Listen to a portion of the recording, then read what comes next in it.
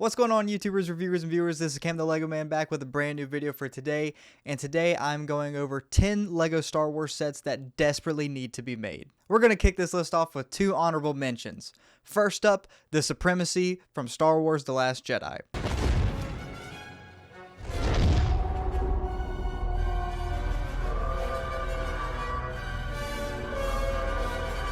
I don't really care too much for the sequel trilogy. In fact, it's one of my least favorite parts about Star Wars. The Force Awakens is okay, and I just really do not like The Last Jedi. But if I had to pick one thing for that movie I liked, it had to be the Supremacy. The flagship of Snoke is one of the cooler things we got out of The Last Jedi. Again, say what you will about the movie, but that ship in particular is one of the coolest designs I've seen in a while. Say what you will about the Gungans, I love them with all my heart. And I'm really sad that we've never actually got to see one of these giant behemoths. I don't care how LEGO would do it, whether it's brick built or you use the body of maybe the Brachiosaurus from the Jurassic Park line.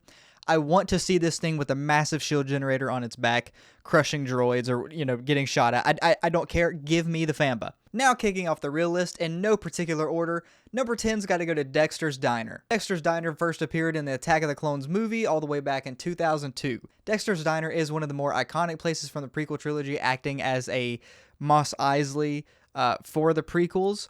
And I honestly say it more so for the LEGO games as a hub area. But that's the vibe I got watching the movies anyway. And it really bothers me that we've never actually got Dex's Diner or Dex. I don't know how we've gone this long without it. Maybe they're scared it won't sell well. I think it honestly would. I'd probably buy 2 just to make a really big one. Who knows? Next on the list, it's got to go to my favorite potato-looking ship, the GR-75 Rebel cargo ship. It appears multiple times throughout the original trilogy and acts as, well, a cargo ship. I've always loved the design of this thing, and I don't really know why, but I think the reason LEGO hasn't created this set yet was because there was really no reason to, I would say. There's no reason to make a play-scale set of this thing because what child really wants this? But now with the ship line that's out, what better time than now? Next on the list, another Episode 1 themed set, because you guys know I love Episode 1, the Droid Landing Craft.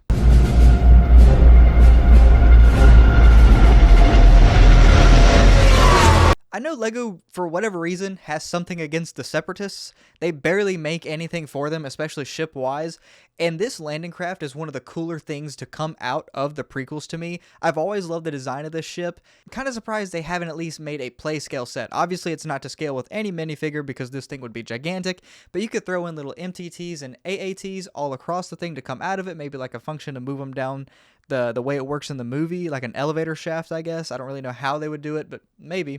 I know everyone loves the blue and gray color scheme from the CIS, but to me, the tan Separatist color just chef's kiss.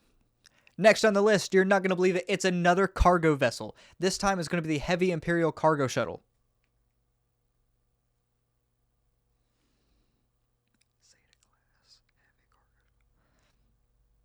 Next on the list, you're not going to believe it, it's another cargo vessel. The Zeta-class Heavy Cargo Shuttle that appears in the Rogue One movie. I don't know what it is with me and just shuttles and cargo, especially in Star Wars, but I just love all the vehicles that don't really get that much love.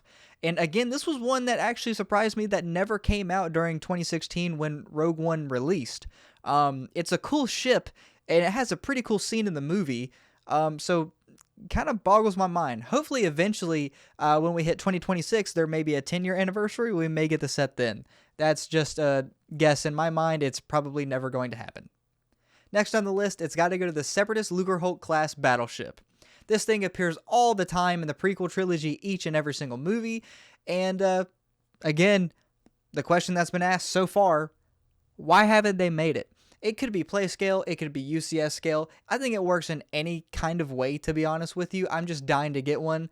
Maybe you can have a function where you raise the main ball of the ship up and it connects to the actual surrounding area of the ship. I think that'd be a cool little play feature if they did make it a play scale one. Or maybe just be able to detach it with its landing gear like it has in Attack of the Clones. Next on the list, another Separatist vehicle. Can you believe it?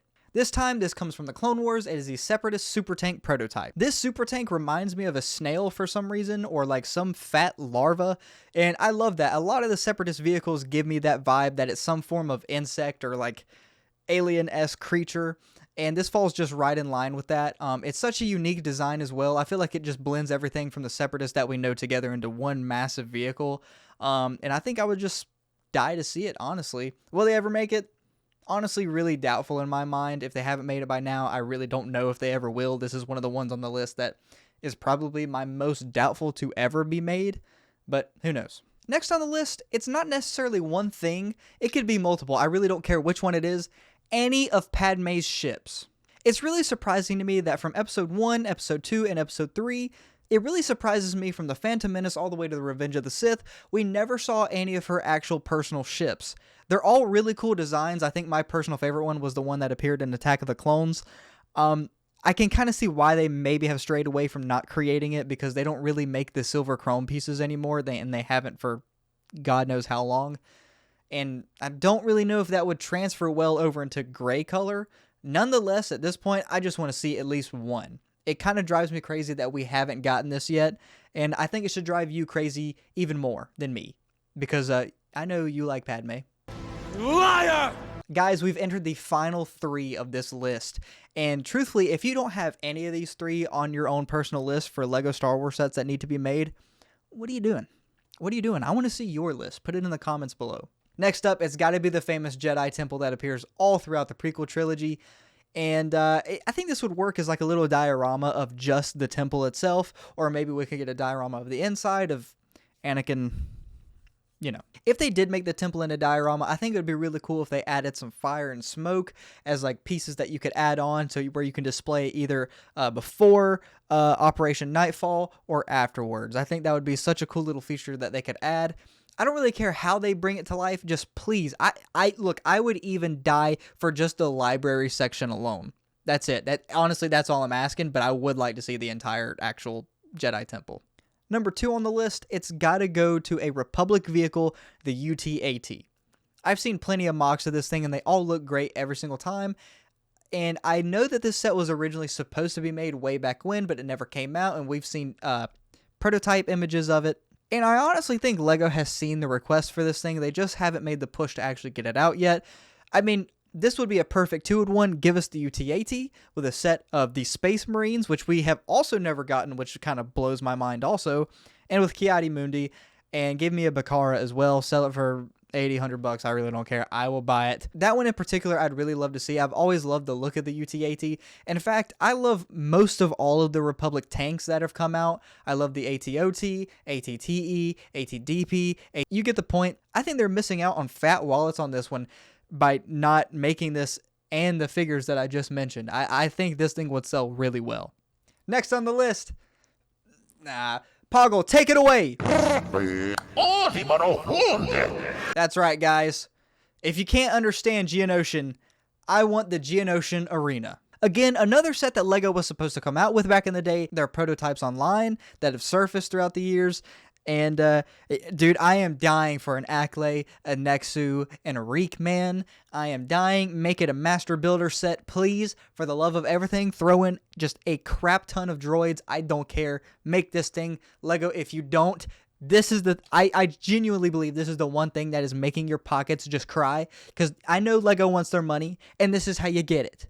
So guys, did you agree with my list of LEGO Star Wars sets that need to be made? If not, let me know down in the comments below. And if you did agree, hit that like button.